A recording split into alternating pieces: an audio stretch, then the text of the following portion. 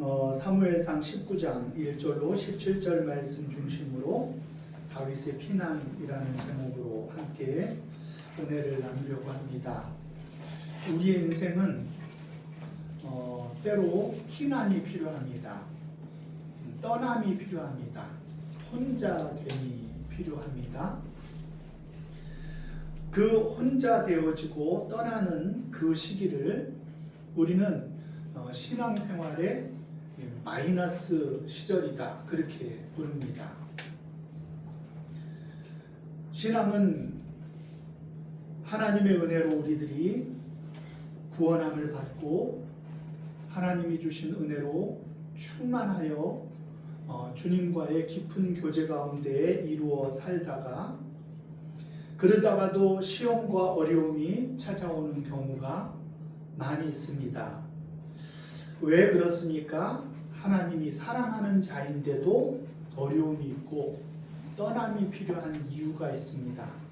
그것은 우리들이 작은 승리에 도취되어져서 내가 무엇인가 된 줄로 생각하고 또 내가 얼마나 훌륭한 사람이기에 이렇게 주님이 은혜를 주시는가, 그렇게 생각하기가 쉽기 때문에 하나님이 크게 쓰시고 하나님이 사랑하는 사람들은 이 떠남의 시기가 꼭 필요하다는 것입니다.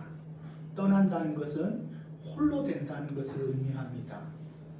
그리고 그 머무는 장소는 광야입니다.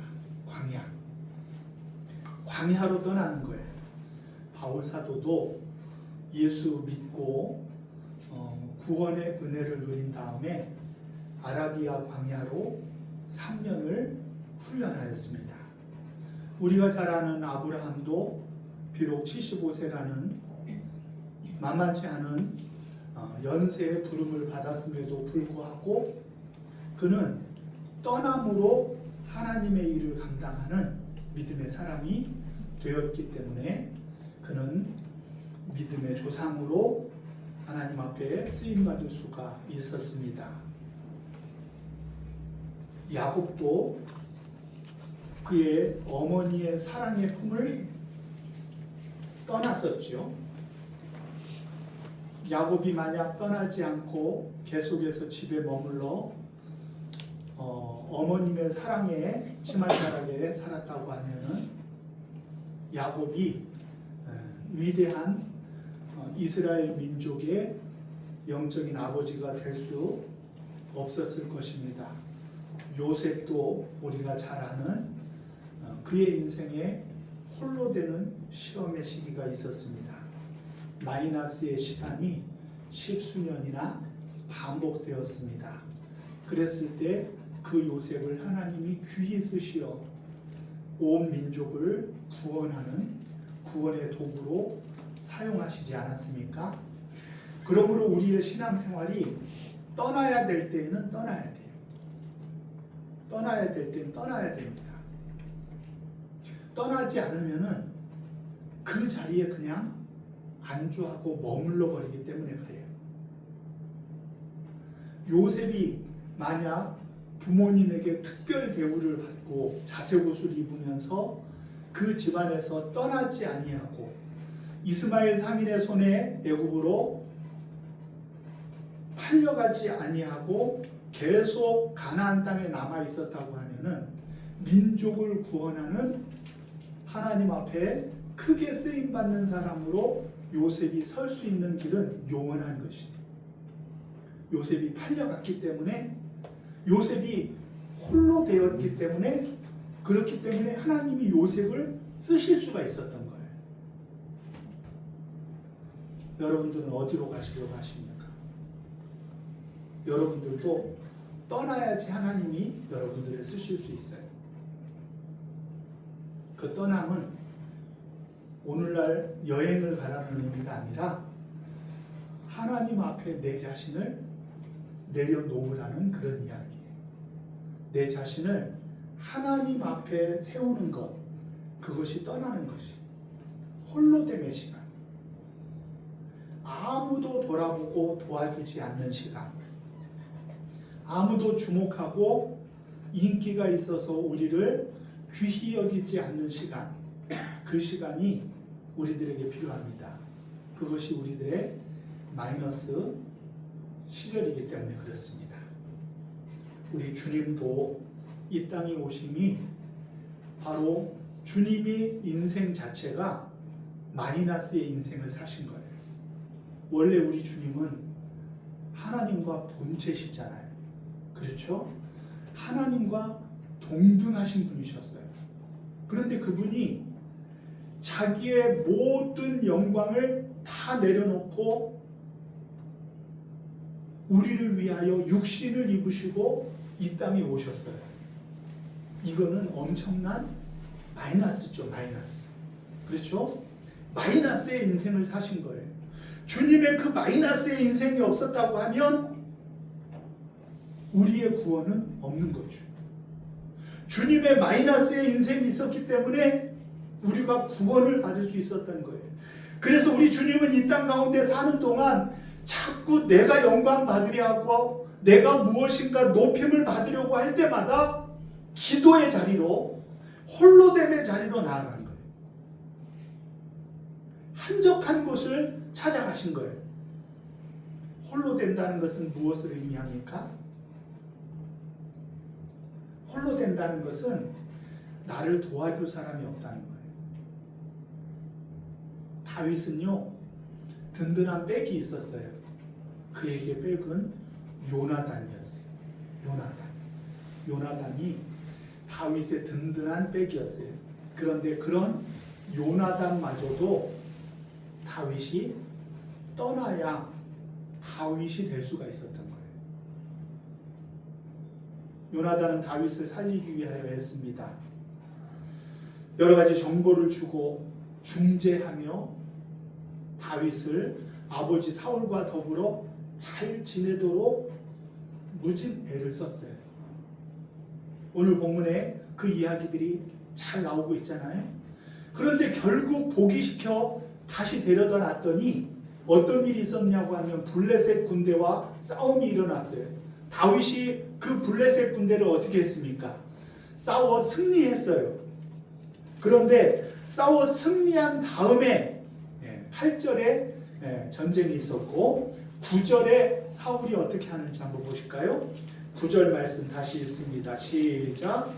사울이 손에 단창을 가지고 그의 집에 앉았을 때에 여호와께서 부르시는 암령이 사울에게 접하셨으므로 다윗이 손으로 수금을 탈 때에 아멘.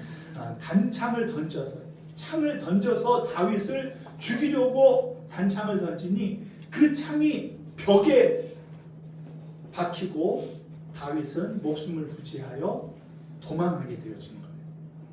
너무 이상하지 않아요?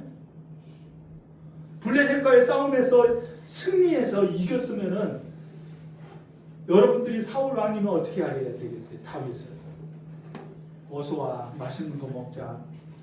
쭈꾸미집에 쭈꾸미가 맛있다는데 우리 거기 가서 쭈꾸미를 먹어야지 하고 위로하고 격려하고 잘했다고 해야 되지 않겠어요? 그렇잖아요.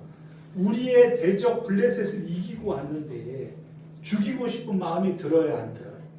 그렇죠. 그럴 수가 없잖아요. 근데 악한 영은 어떻게 하냐 그러면은 다윗과 사울을 떨어뜨려 놓는 거예요. 떨어뜨려 놓어요. 왜 떨어뜨려 놓습니까? 다윗이 사울과 붙어 있어 가지고는 하나님의 큰 일을 이룰 수가 없는 거예요. 그래서 다윗을 홀로 되게 하는 거예요. 그 홀로됨의 시간이 무슨 시간이냐고 하면 내가 사람을 의지하는 시간이 아니라 하나님을 의지해야지만 살 수 있는 광야라는 거예요. 그게 광야인 거예요. 우리의 인생에 우리는 광야에 우리의 마음을 두고 살아야 돼요. 사람을 의지하는 게 아니라 하나님만 바라야 살 수 있는 그곳, 그 광야가 여러분들을 하나님의 은혜 안에 자리 잡도록 인도하여 주실 줄 믿으시기를 바랍니다. 우리 인생의 성공도 화려함도 많은 사람들이 우리를 갈채하고 박수 쳐주는 것도 다 속지 마세요. 그렇게 해가지고는 하나님의 일을 이룰 수가 없어요. 하나님의 일은 어떨 때 이루느냐고 하면 내 힘으로 내 능력으로 내가 가진 것으로 아무것도 할 수 없을 때 비로소 하나님이 그런 우리를 들어서 하나님의 놀라운 축복을 이루어 가시는 믿음의 사람으로 우리를 쓰시는 줄 믿으시기를 바랍니다. 아멘. 그러므로 우리 주님이 계속해서 한적한 곳을 따라 그리고 새벽 미명에 그것도 가장 바쁘고 가장 인기 있을 때마다 기도로 그의 인생을 드렸던 것은 그가 이 땅에서의 삶을 사는 데 있어서도 계속하여 내 자신을 사람들과는 이별하게 하시고 하나님과는 동행함을 붙들기 위하여 하나님 앞에 나아가신 줄 믿으시기를 바랍니다. 아멘. 여러분들의 기도가 그런 기도가 되기를 바랍니다. 아멘. 우리들의 기도가 우리를 돋보이게 하고 우리를 평안하게 하고 우리를 성공하게 하고 우리가 잘 되게 하고 그런 것을 위해서 우리의 기도가 쓰임받지 않기를 주님의 이름으로 축원합니다. 주님은 그러하시지 않았어요. 홀로 될 때마다 우리 주님은 무엇을 발견했느냐고 하면 하나님의 마음을 발견한 거예요. 하나님의 마음. 영혼을 향한 주님의 마음으로 가득 차 기도를 일어선 거예요. 하나님의 마음이 여러분들을 붙들 때 기도를 잘한 것이에요. 그리고 그 기도 가운데 우리들은 어떤 힘을 얻느냐고 하면은 세상으로 말미암아 우리가 살 수 있는 힘이 아니라 하나님만 바라고 의지함으로 살 수 있는 사람으로 거듭나는 저와 여러분들이 되시기를 주님의 이름으로 축원합니다. 아멘. 인생은 역설이에요. 내가 힘이 세고 내가 잘할 수 있을 것 같으면요 망하는 거예요. 목사들에게는요 여러분들이 모르는 불문율이 있어요. 이 설교는 정말 자신 있어. 수도 없이 내가 해봤어. 다 외워. 네? 그런 설교를 할 때 그 설교가 잘 될 것 같죠? 천만의 말씀입니다. 그 설교는 안 돼요. 안 돼요. 그런데 월요일부터 금요일까지 토요일까지 말씀을 붙들고 씨름을 했는데도 도무지 이 말씀이 어떤 말씀인지 내 마음에도 깨달음이 없으니 성도님들한테 무슨 말을 해야 될지를 모를 때 그때 어떻게 하겠어요? 여러분들이 목사라고 생각을 해라 그럴 때 한번 해봐. 언제 목사가 돼보겠어? 그때 어떻게 하겠어요? 그때 어떻게 하겠냐고요? 주님 어떻게 해요? 망했어요. 나는 이제 망했어요. 그렇지, 내가 망해야지. 내가 살아가지고 무슨 주님의 말씀을 전하겠어요. 내가 망했어요. 큰일 났어요. 잠도 안 와요. 어떨 때는 토요일날 잠을 못 이룰 때가 있어요. 솔직한 고백이에요. 그런데 내가 무슨 말을 해야 될지 감도 잡히지 않고 주제도 잡히지 않고 그 말씀이 무슨 말씀을 하는지 어떻게 말씀을 선포해야 될지를 고민하며 잠들고 일어났을 때에는 그때 그 기도와 고민 가운데 주의 성령님이 목사를 붙들어 주시고 여러분들에게 은혜를 주실 줄 믿으시기를 바랍니다. 아멘. 내가 세가지고는 안 되는 거예요. 내가 세가지고는 나를 이룰 수 있지만 주님을 이룰 수는 없어요. 내가 강해가지고는요 목사도 방해해요. 그러니까 많은 지식이 내 설교를 기도를 막아선다고 하면 좋은 설교가 될 수 없어요. 여러분들의 삶도 마찬가지예요. 심지어 우리 주님께서도 시시때때로 내가 인기가 많아질 때 한적한 곳을 찾아 기도하셨단 말이에요. 나를 죽이기 위함이요 하나님으로 나를 채우기 위함이며 하나님의 사명이 내 인생에 선명히 보여지기를 기대하는 마음으로 주님 앞에 기도로 나아가니